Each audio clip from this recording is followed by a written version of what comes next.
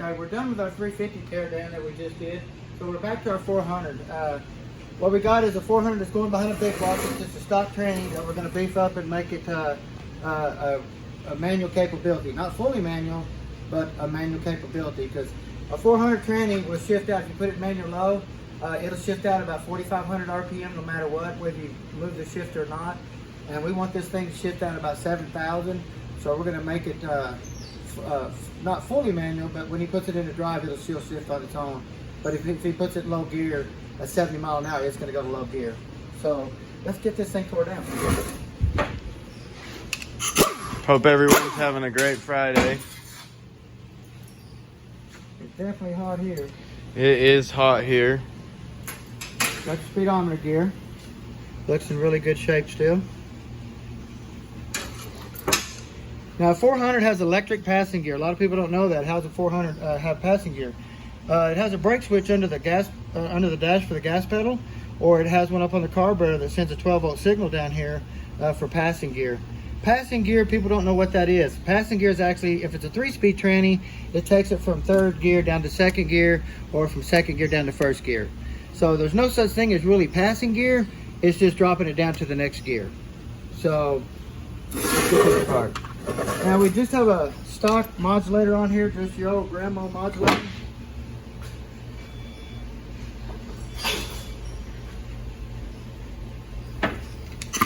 And we're going to put a red stripe high pressure modulator on here, because we need this thing to shift out pretty good at pretty good pressure. So this is your valve here.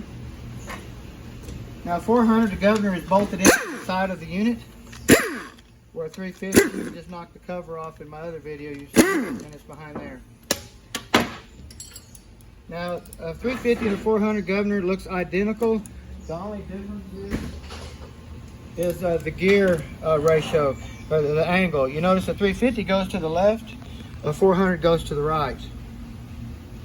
Actually, if you switch the gears, they'll work fine in either unit, but if you put a 350 in there, it's not going to go. 400, there you go. So there is a difference, but they will interchange if you put the right gear on.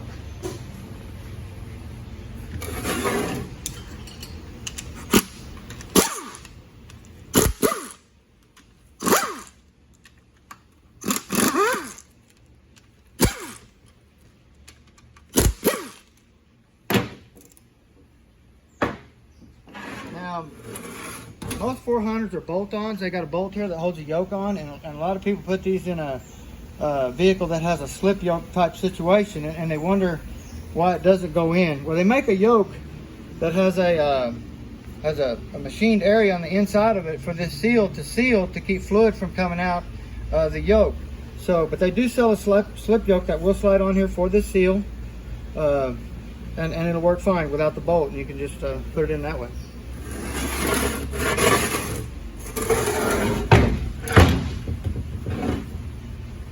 Well, he gave me a glove, I see. Maybe he wants a 5-finger discount. There you go. A double 5-finger. 5-finger discount. This does have a factory deep pan. The Chevelles, the pickups, and stuff like that, Camaros, did come out with them in the day. I like these pans over aluminum pan because they just dissipate heat a lot better. Where the aluminum pans, they're so thick, they just hold the heat. Remember that. You've already done it and been there. And they're 10 times heavier. Also, they're 10 times heavier.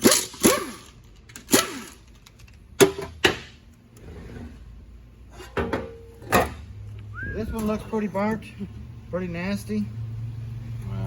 We'll get it in, see what it looks like. Now, the deep pan does have a longer neck snout here for the filter. The 2-wheel drive has a real short one, only sticks about right here. So you definitely don't want to put a 2-wheel drive on a 4-wheel drive pan. Now they do have a extension on the bolt too that extends the filter out to tighten it down. Now this is a cloth type filter. We always put the screen style in here. They're a lot higher flow filter for a race car application. They don't plug up. They don't filter as good, but they will handle the flow of the pump that it needs for the pressure that we need. So now here's your passing gear switch right here. The 12 volts come in here when you put it to the floor. Activates this switch, drops it down to second gear, first gear, or it depends on how fast you're going.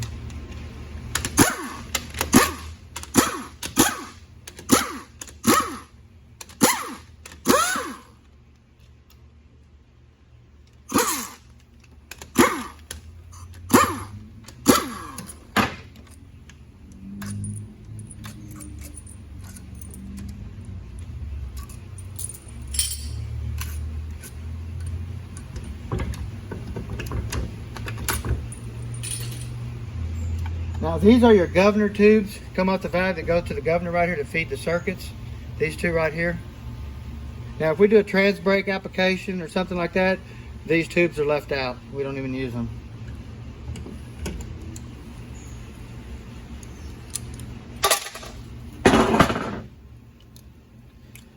Now, a lot of these gaskets are marked. If you notice, valve body, VB.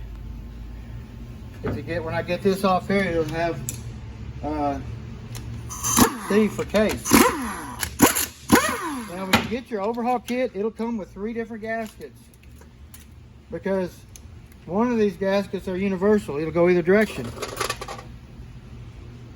It's not marked here. A lot of times it'll say case. It'll have a C right here, like this says VB. Or excuse me, there it is right there. Yep. I couldn't see that fluid on. That stands for case. That stands for valve body.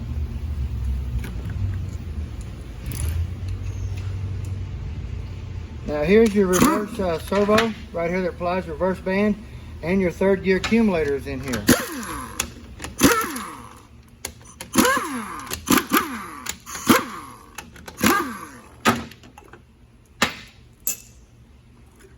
This here is your 3rd gear, or excuse me, your reverse servo that applies your band, and this here is your 3rd gear accumulator that softens your 3rd gear shift right here, this spring. But this pin here, fluid gets behind here and pushes on this pin and applies your reverse band. So your 3rd gear clutch in here and your reverse band comes on to back up. So that's how that works. Now here's your engine brake servo that applies your band in here.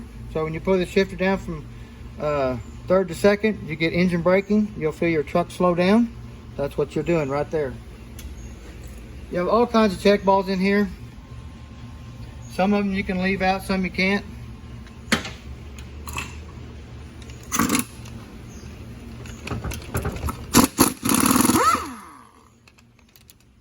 Now this bolt is a 12-point bolt. I have to grind my socket a little bit here, chamfer it, to get it down in there deep. If not, you'll try to grab that bolt just a little bit like that to shear the head off. If you grind that socket down, you can get in there and grab it all the way and grab it, because this bolt is really hard to get out. Anytime you mess with this area right here, messing with this bolt, you want to take a flat file and file that down, because you're going to mess up this area right here and you want to flatten it back out smooth. Now also, a lot of people don't know this little part right here will get you every time. When you take this pump out in the front, this little nail right here will fall out. And when it falls out, this shifter shaft will fall this way, and it pulls it out of the manual valve body right here. It sets in here like this. Well, if this pin falls out and this shaft goes that way, it pulls it out like this, and now you can't do that. And a lot of people don't know that this little pin right will fall out. So what I do is I take a little screwdriver and just bend that up just like that. Now you don't have to worry about it. So that's a very important thing.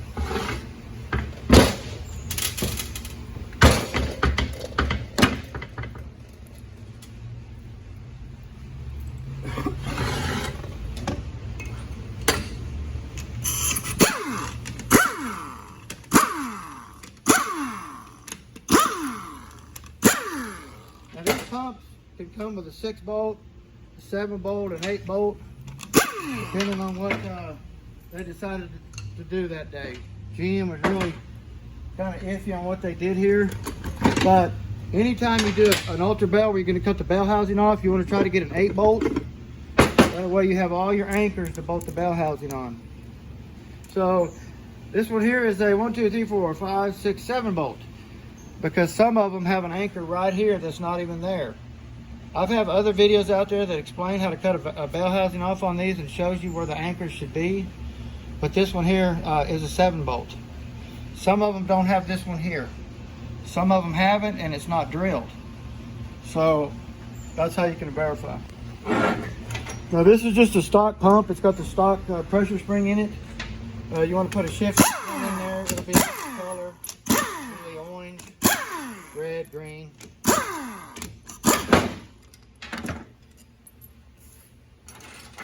You want to look at these pumps really good because they're really getting hard to come by. So you want to be able to charge for them and the customer the first time. That way you're not walking back to them saying, hey, you need a pump. But this pump does have some wear on the gear. A little bit of the bluing's gone. But it's really nice here in the stator. Really nice pump. Then look over here. Really nice all the way around here on the body. So we can just take and put a set of new pump gears in here. We'll mic these up, put a set of new gears, and we got a nice pump for this gentleman. That'll be a lot cheaper cost to him since we don't have to buy a pump.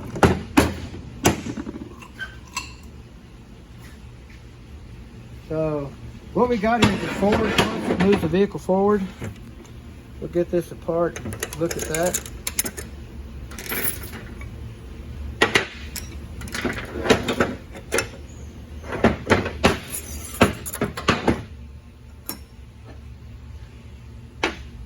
Now if you look here, it's just got stock clutches in it, which are really peeling bad. The material's just plumb falling off of them.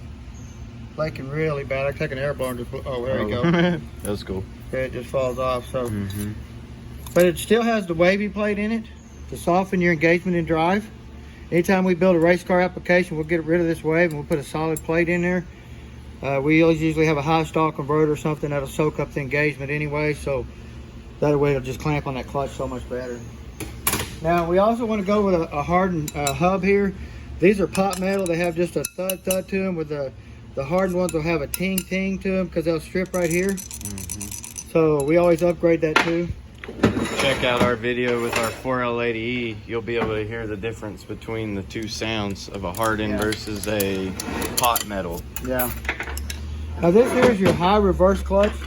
This clutch comes on in 3rd gear and reverse.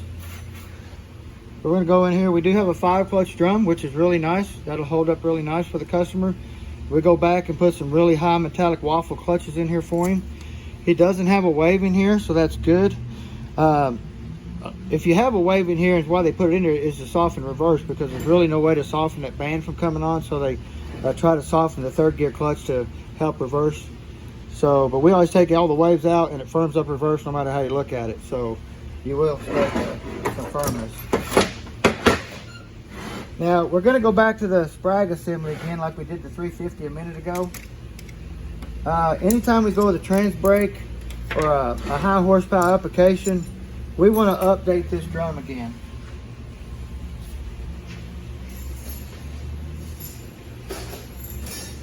Now this drum will fit a 4L80E or a 400 tranny, but we go back to this style sprag assembly right here that we just don't like and we just can't use. So we'll change this drum out to a 4L80E drum or to a new GM drum that has the 34 element sprag in it like this for more holding. Anytime you make 2nd gear shift firmer, you have to change this sprag or it'll break. This is our engine brake band. You can see it's already got a stripe burned through it. So the gentleman probably does a lot of manual shifting. That's where that comes from. This band is designed to have engine braking when you shift it down to help support this sprag right here. So it's not the sprag just doing all the work.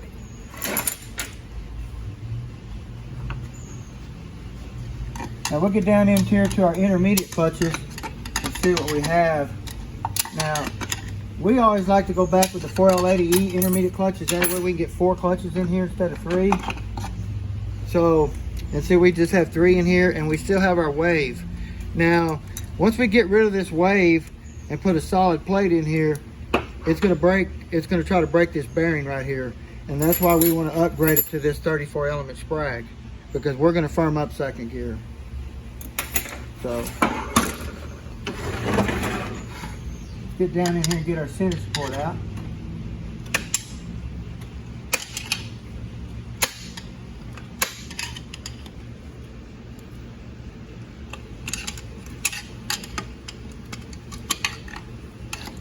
Now this is a beveled snap ring. It's a really funny snap ring that you put in the wrong way, you're in trouble. And you would think it would go A different way. Yeah. If you look at this snap ring, it's beveled like that. It's flat on this side here. Hold on. Flat? It's beveled on this side here. Hold on. Bevel. So it goes in the case like this with the bevel out. If you put it in like this snap ring will pop out of the case. The groove in the case is designed for the bevel. So make sure you put it right in there. We like to see this gap right here from here to here where there's no lugs for the snap ring. We always try to put that in just like that and get this opening as far as we can from there. That way we got a good locking on that snap ring all the way around. Okay?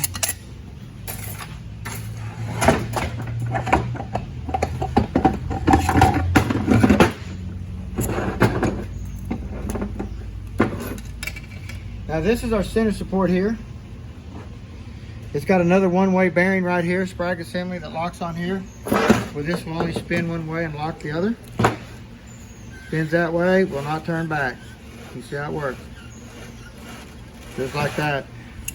There is upgrades for this, but this system right here is pretty healthy, and we never have to mess with them. We will go back with high pressure rings and doing some of our modifications to this here. You always want to check your bearing races for pitting all the way around here. Pitting on these little bearings. The same way through here on both sides, you want to look for pitting.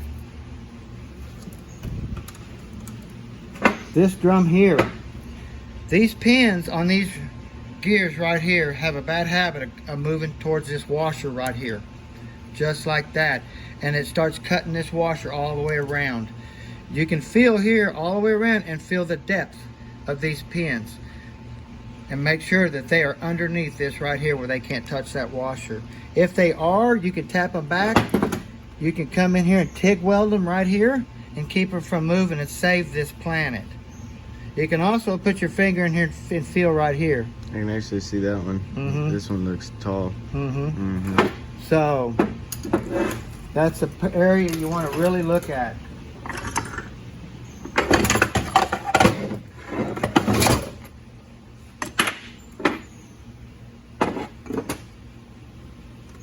Now, this 400 has a snap ring in the case right here that sets down in here that this center support right here sets on. Some of them don't have that snap ring. If it don't have the snap ring, it's because this right here is thicker to take up for the snap ring. I like the thin ones, that way it puts a snap ring in the case. It just keeps this from beating down on that aluminum case. It beats on the snap ring, but either way will work. But if it's thin, it takes a snap ring. If it's thick, it does not. And the case doesn't matter. It's all in the support.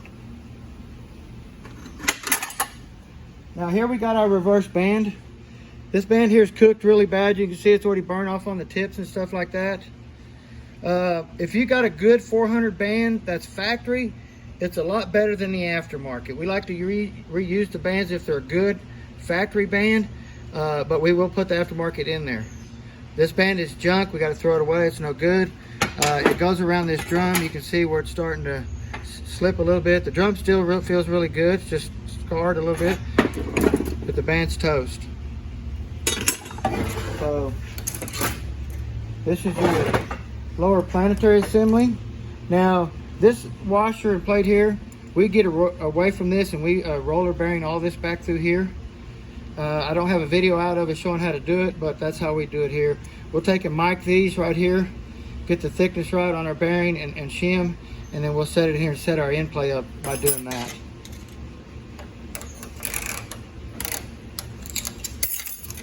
And why that's a must is, let me show you here too real quick.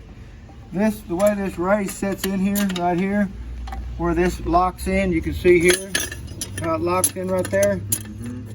Let me lock it in there real quick. These lugs will wear out right here, and this washer will start trying to spin in the case. That's why we take this out and put a roller bearing in here. The stock unit, the stock system is fine as long as it ain't wore out in the back of the case. Now, this is your lower planetary assembly. Really don't ever have any issues here. The only thing you want to look at really is your bearings and races and stuff like that on all your bearings. Make sure that they're good, not pitted. Same way on these small ones here, no pits. You want to look here where your parking pawl locks into this planet right here. If you get somebody that likes to rattle them, throw them in park before they come to a stop, they wear on these tips right here. There's not a lot to grab onto. So you got to look right. If it's wore down, you replace it. If not, it's going to jump out apart. So everything looks pretty decent in this tranny. We can put some pump gears in it, some clutches and stuff like that. Do our little tricks and stuff to it, and get this tranny back on the road for this gentleman. If you need anything, give us all our Precision Transmissions. We do really good work here. Have a good day.